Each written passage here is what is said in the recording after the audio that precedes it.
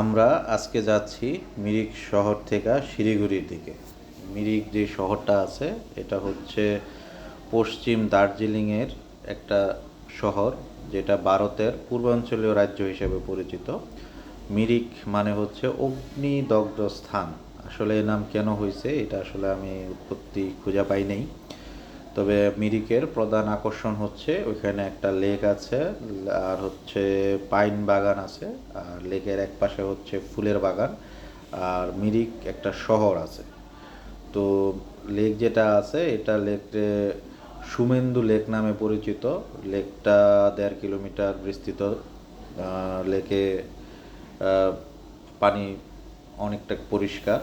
Lake সুন্দর, খুব সুন্দর জায়গা লেকটা।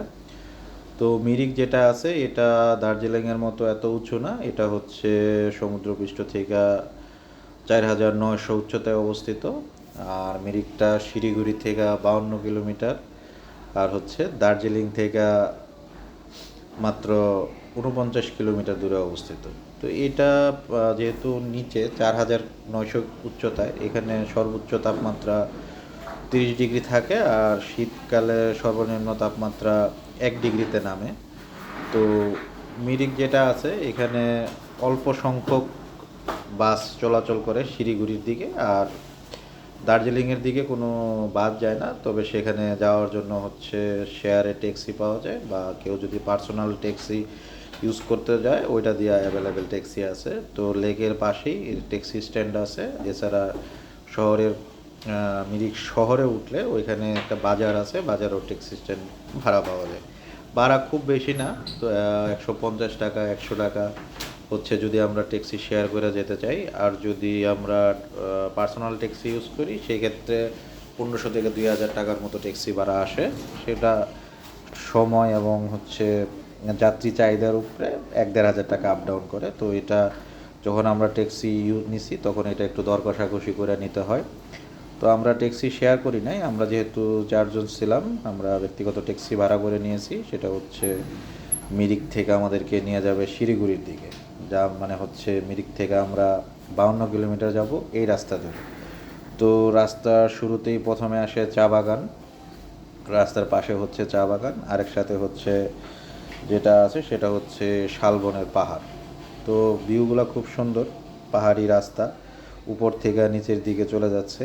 পাহাড়ের এক পাশে হচ্ছে এই উঁচু পাহাড়, উঁচু উঁচু গাছ, আর অন্য সাইড হচ্ছে ডাল। ডাল দেখতে সুন্দর বাট খুবই বিপজ্জনক, রাস্তাগুলো খুব সরু। এই ডাল ঘেঁষে যদি কোনো গাড়ি বা কেউ যদি নিচের দিকে পড়ে তাহলে তাকে আর অবশ্য খুঁজে না পাওয়াটাই স্বাভাবিক। তো এরকম ঘটনা যতটুকু মানে খুব রেয়ার, খুব একটা ঘটে না, মাঝে মধ্যে হয়তো বা ঘটে, সেটা অ্যাক্সিডেন্টালি ঘটে আর কি। তো পাহাড়ের পাশে এখানে আবার যাওয়ার পথে আমাদের কমলা বাগানও পড়ে। কমলা সিজন বলতে হচ্ছে ওদের কমলা সিজন, এখানে প্রচুর কমলা হয়। এগুলার কমলা যেটা আছে এটা খুব উন্নত জাতের, কিন্তু আমরা আসলে যখন গেছি তখন আসলে এরকম কমলা আমরা পাই নাই। আমাদের আসলে ওইখানকার যে কমলা আছে কমলার গাছে বা কমলা বাগান, ওই কমলা আমাদের আসলে কপালে হয় নাই আর কি। তো আবার যে রাস্তা আছে রাস্তা দিয়ে গেলে কমলা বাগানগুলো দেখা যায়, কমলা গাছও দেখা যায়। যদি হয়তোবা কমলার সিজনে আসতো তাহলে হয়তোবা রাস্তার থেকে আমরা কমলা ছিঁড়ে খাওয়া যেত। আর খুব সরু রাস্তা, দুইটা গাড়ি পাশাপাশি ক্রস করতে প্রবলেম। তবে যে গাড়ি একদম সরু ওরকম না, দুটা গাড়ি চলার জন্য ভালো, ভালো রাস্তা। তো এই রাস্তাগুলো আবার হচ্ছে মাঝে মাঝে কিছু বানর রাস্তা পাহারা দেয়। রাস্তার পাশে পাশে প্রচুর বানর। এই বানরগুলা মানুষের দিকে চেয়ে থাকে খাবারের আশায়, এবং মাঝে মধ্যে রাস্তার মাঝেও চলে আসে। কোনো গাড়ি যদি এখানে থামে বানরগুলো আসে তাদের কাছ থেকে খাবার নেওয়ার জন্য। মানুষ দেয়, যাদের যারা হিন্দু আছে তারা তাদের ধর্মভক্তের কারণেই দেয়। আর আমরা আসলে থামি নাই, বানর আমাদের থেকে দূরেই ছিল। তবে দার্জিলিং থেকে মিরিক হয়ে শিলিগুড়ি যাওয়ার আরেকটা আকর্ষণ কারণ হচ্ছে এটা হচ্ছে একদম নেপালের পাশ ঘেঁষে, সীমান্ত ঘেঁষে একটা রোড আছে। তো ওই নেপালের একটা বিখ্যাত বাজার আছে, বাজারের নাম হচ্ছে পশুপতি বাজার। এখানে মানে অন্যান্য মার্কেট থেকে শুনছি এই মার্কেটটা খুব সস্তায় সব কিছু পাওয়া যায়। তো এটা দুই দুই অঞ্চলেরই কমন বাজার। তো যেহেতু এর একদম সীমান্তে গেছে, নেপাল বা ভারত সীমান্ত এরকম কোনো নাই, সীমান্ত রেখা নাই। কেউ চাইলে, যেহেতু সীমান্ত ঘেঁষে, কেউ চাইলে নেপালের 2 থেকে 3 কিলোমিটার ভিতরেও ঘুরে আসা যায়, কোনো প্রবলেম হয় না। স্থানীয় লোক যারা আছে বা অনেক সময় পর্যটকরাও ওই কাজটা করে। তো মানুষ যায় ভিতরে ঘুরে আবার চলে আসে, যদি পুলিশের হাতে এরকম প্রবলেম করে না আর কি, যাওয়া যায়। তো আমরা আসলে এত সময় ছিল না যে আমরা আসলে এইটা জাস্ট স্থানীয় লোকদের কাছ থেকে শুনছি, বাট আমরা আসলে যে নিজে করব এটা এরকম আমরা আসলে করতে পারি নাই। আমরা আমাদের মতো চলে আসতে হয়েছে, আমাদের হাতে সময় ছিল না। তবে কেউ যদি মিরিকে যায় তাহলে তাকে মিনিমাম ওইখানে 2 রাত্র স্টে করার মতো সময় নিয়ে যেতে হবে। আর মিরিকে স্টে করার জন্য আসলে আমার মতে একটা ভালো জায়গা হচ্ছে মিরিকের থেকে 16 কিলোমিটার দূরে আর কি। আর হচ্ছে শিলিগুড়ি থেকে পরে 48 কিলোমিটার, ওইখানে একটা গ্রামের নাম আছে বংকুলং।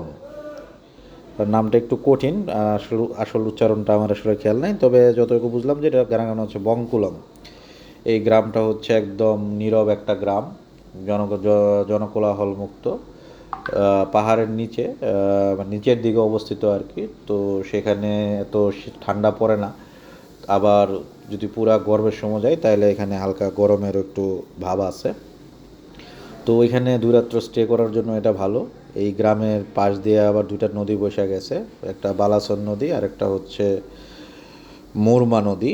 যদি বর্ষাকালে অবশ্য নদীর পার পর্যন্ত যাওয়া যায় না, কাদামাটি থাকে প্রচুর, তবে শীতকালে নদীর পার পর্যন্ত গিয়ে ঘোরা যায়। আর এই পাহাড়ের এই রাস্তার পাশ জুড়ে বিস্তীর্ণ থাকে, এক তো চা বাগান আছে, সাথে হচ্ছে দারচিনি খ্যাত, মানে দারচিনির খ্যাত এখানে আছে, কেউ চাইলে দারচিনি খ্যাত দেখতে পারে। তো আমরা আসলে দারচিনি ক্ষেত আমাদের জাস্ট দূর থেকেই দেখা হয়েছে, কাছে আমাদের আসলে দেখা হয় নাই। তো আমরা যে রাস্তা ধরে যাচ্ছি, রাস্তার ভিউটা আসলে খুবই সুন্দর। চা বাগান আস্তে আস্তে নিচের দিকে যাচ্ছে। তো পাহাড়ের উপরের চা বাগানের যেই দৃশ্য আর হচ্ছে আমরা যে নিচের দিকে যাচ্ছি, চা বাগানের দৃশ্য আলাদা, রুট আলাদা, সবই আলাদা। তবে এই রাস্তার নিচের দিকে, উপরের দিক থেকে নিচের দিকে সুন্দর।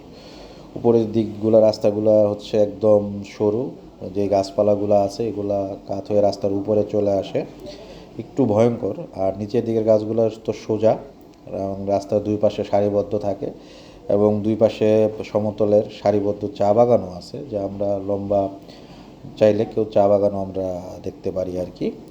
তো আমরা আসলে সমতলের চা বাগান এখান থেকে দেখা শুরু। আমরা যতটুকু সামনে যাব অথবা শিলিগুড়ির একদম কাছাকাছি চলে গেলে তখন আমরা হচ্ছে এই সমতলে চা বাগান দেখতে পারবো আর কি। তবে এখানে পাহাড়ি সমতল যেটা বলে আর কি, এরকম চা বাগান এখানে চলে। তো এখানে মানুষরা নর্মালি স্কুটি ব্যবহার করে, আর হচ্ছে পাহাড়ি কিছু গাড়ি আছে, ট্যাক্সি ক্যাব, এগুলো এখানে ইউজ করা হয়। বাস খুব কম, অন্যান্য যানবাহন নাই বললেই চলে।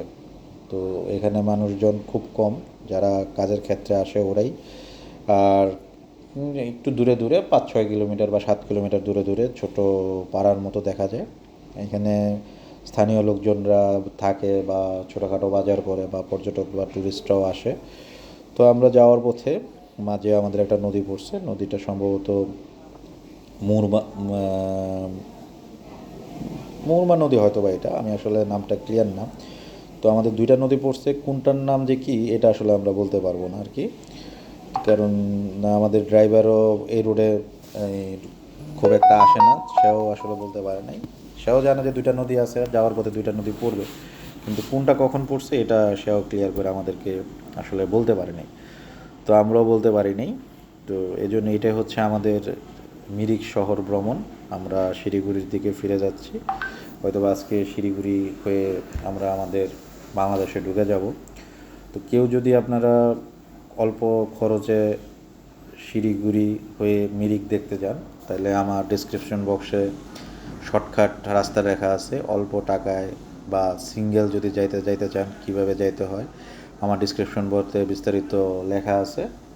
প্রথমে আমরা হচ্ছে কিভাবে যাব না যাব, ভাড়া উল্লেখ করা নাই, কারণ ভাড়া যেহেতু বেরি করে এজন্য ক্লিয়ার কাট করে কিছু লিখলাম না।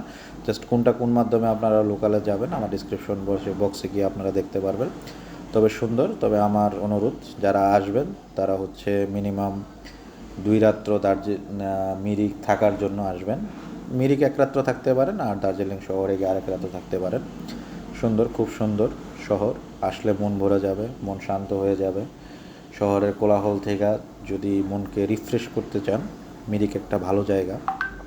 আপনারা চাইলে চলে আসতে পারেন, যে কোনো সময় চলে আসতে পারেন। তবে আসার সময় হচ্ছে সেপ্টেম্বর থেকে নভেম্বর ভালো, আর নয়তোবা হচ্ছে এপ্রিল মেয়ের দিকে ভালো, তখন আসা যায়। অবশ্যই আসবেন।